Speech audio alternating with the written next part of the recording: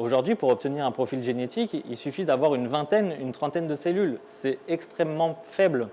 Donc, vu qu'à l'époque, on n'avait pas ces moyens techniques, aujourd'hui, on va pouvoir réexploiter les scellés avec ces nouvelles technologies pour être capable de détecter les traces ADN qui étaient invisibles à l'époque.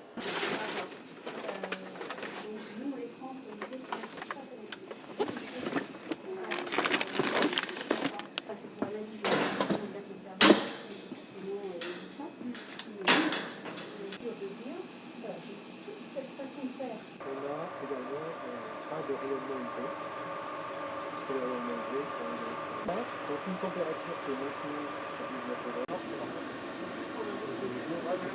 degrés. Si on veut demain réussir à résoudre des cold cases, il faut qu'on puisse revenir sur les scellés qui supportent les traces biologiques avec des nouvelles techniques de détection, avec des nouvelles techniques d'analyse. Et si on veut pouvoir faire cela, il faut s'assurer de la protection de ces traces dans la durée, c'est-à-dire la non-dégradation dans le temps des traces qui vont naturellement d'ailleurs se dégrader.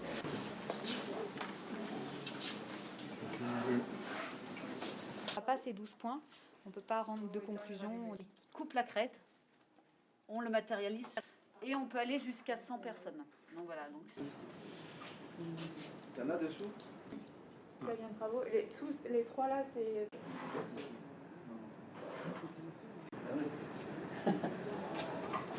C'est un travail minutieux, de longue haleine, mais on arrive à retrouver des personnes malgré tout qui sont décédées depuis quelques années. De fournir de l'éconditionner. Ils sont en train de le tout pour le tout là avec lui. Madame Béatrice, oui, qui n'a pas choisi. Oui, parce que vous n'avez pas fait la division. Donc là, la ligne de vie de Madame Béatrice, avec les différences d'événements. Voilà, ça a été un moment. Donc finalement, le rôle de l'analyste criminel, ça va être de prendre du recul. J'ai parlé encore beaucoup.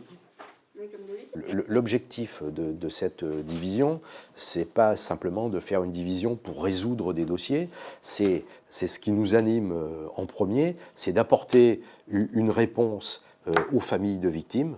C'est ça qui nous anime, c'est les victimes, les familles de victimes. Les familles de victimes attendent une réponse pour un proche qui a disparu, un proche qui a été assassiné ou tué.